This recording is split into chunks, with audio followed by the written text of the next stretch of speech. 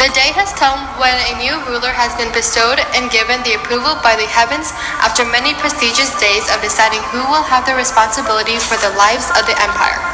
Finally, the new emperor was chosen by the mandate of heaven as the son of heaven for the Shang dynasty. The kingdom held many nobles and royal members celebrating the crowning of their new emperor. A giant feast was set out and many people were already enjoying wine. The clinking of cups and laughter celebrated with the men. Through the bright cheering, a rumble blasted through the air and interrupted them. Trying to from the quaking, the new emperor Jian Ming rushed towards the entryway of his palace. Water from the great river near the dynasty had risen and was pushing its way through the villages, taking everything in its path. Once the shaking and the water stopped, all the villagers of the dynasty came together near the previously active river. The horrible effect of the river's flood sparked a conflict within the villagers. The people knew it was a sign. It happened on the day of their new emperor's crowning.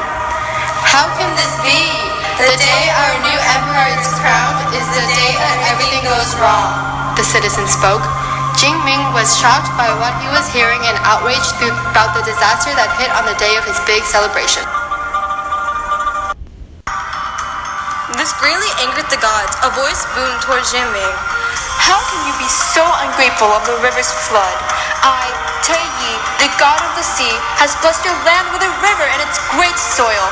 How dare you take such things for granted? This was a gift to your crowning, and you have questioned my work. Jian Ming and the villagers frantically looked around for the voice. Don't you recognize the great gifts that I have created for you? You, the emperor, who is chosen by the very god of heaven himself. I have watched many dynasties grow and have seen them flourish exceedingly because of this great river. Each and every emperor has dwelled in a giant feast every year because of the fertile soil and the river has brought. And yet you dare to take this river for granted. I have seen you all unhappy with the river's gift. Since you all grumble and moan about the river, then I shall make this true for you disgraceful humans. I shall curse this river and with horrible floods that would destroy not only one village, but hundreds, Taiyi proclaimed. Before Jian Ming could respond, he heard screams and gasps below. The water from the river was rising once more. It was rising higher and higher. The water was increasing at an unnatural pace, and if it rose any higher, it would reach the destroyed villages. The water made its way towards the village. Jian Ming ran towards the river and used his mighty sword to deflect the water onto a different path. He quickly dug another path with one side of his sword, hoping to lead the flood to a different path. Jian Ming's swift actions changed the flood's direction and calmed the water. The heavens have sent us a message. This river was our warning. The mandate of heaven has made a mistake. The emperor is unworthy. The statement sparked agreement within the dynasty, but what was quieted down when Jian Ming wanted to clear his name. I am not the one to blame. I have saved us from this flood, and I will do it again. This won't be the last one. More and more floods will come our way, and will keep coming until the whole dynasty is destroyed.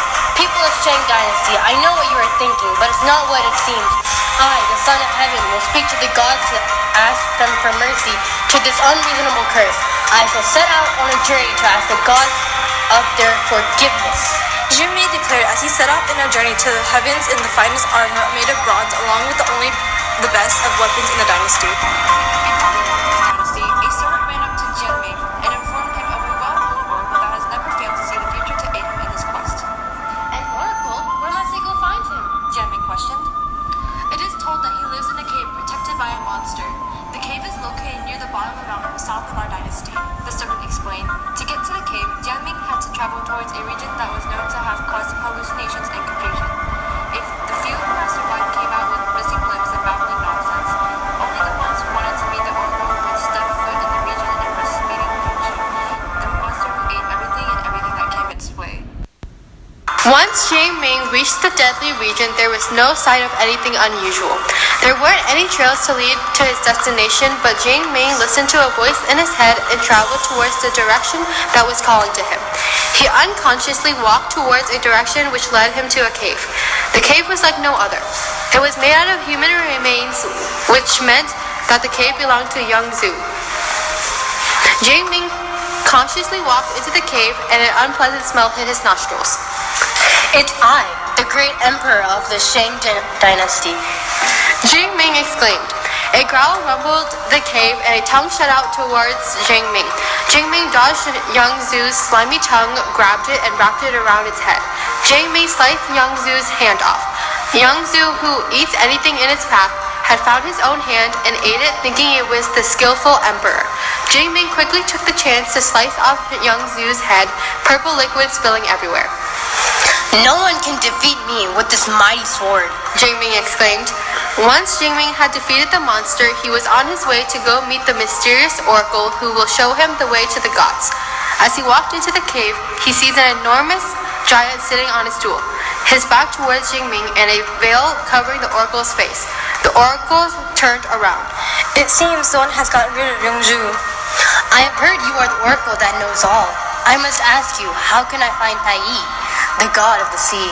You, a man who is able to hear my callings without losing his mind and mighty enough to defeat the vicious Yongzhu, have earned what you have came for. The god you are looking for is beneath the South China Sea, but to be able to enter his domain, you must possess the lotus of purity. The flower is found in the Chunghua temple. After learning the information that he needed to continue his quest, Jian Ming began to follow the oracle's direction to the temple. The temple was not too far from Yongzhu's cave and was sitting on top of the small hill. As Jian Ming went up the steps, a light voice welcomed him. Hello, traveler. If you have come to take the lotus of purity, you must solve my riddle to cleanse your mind before handling the lotus. I will do what you ask. Tell me your riddle. Here is the riddle. I can follow you for thousands of miles and not miss home. I do not fear cold or fire, and I desire neither food nor drink. But I disappear when the sun sets behind the western mountains. Who am I? Is it not the clouds? You have answered incorrectly. Fail 2 more times and you will be exiled from this temple. Jian Ming paused and thought longer for the correct answer.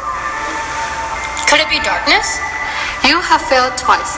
Fail once more and you will not have the chance to possess the lotus of purity. I see it now.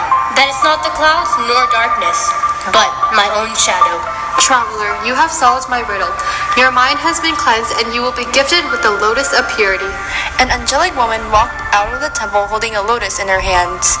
Jian Ming held out his hands to accept the lotus from the beautiful woman. With this lotus, you will be able to meet with the heavenly beings. When the flower left his hand, she disappeared back into the temple. Now that Jian Ming possesses the lotus of purity, he can ask the god of the sea for forgiveness. He remembered what the oracle had told him and journeyed to the South China Sea. The sea was vast and dark. Jian Ming knew he had to go into the sea. He walked towards the tide and the lotus glowed. It was protecting him from the water. As Jian Ming descended deeper into the sea, the darker his surroundings became. Jian Ming dove deeper, leaving the lotus the only form of light he had. The sea inhabited many treacherous creatures as Jian Ming headed to where the god of the sea lived. When Jian Ming was at the very bottom of the sea, he was moving closer to a dim light. The moment when Jian Ming was to the light, a voice roared through the water. Why have you come, human? Oh, god of the sea, Tai Yi, you have cursed my dynasty, and I ask of you for forgiveness. I have cursed your dynasty because you are all ungrateful. Your pleas mean nothing to me. The god brushed him off. If you will not release the curse on my dynasty, I will have to kill you to stop future tragedies.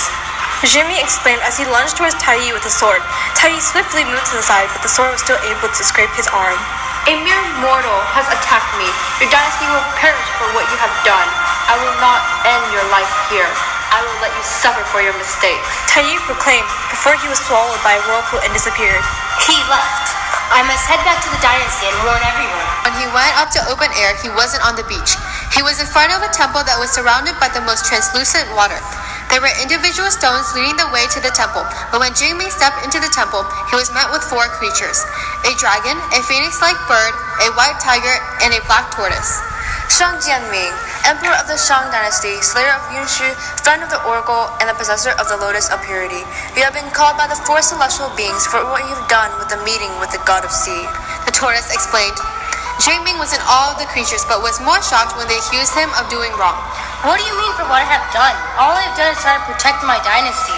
You may have had good intentions, but it doesn't excuse for what you have done to a god.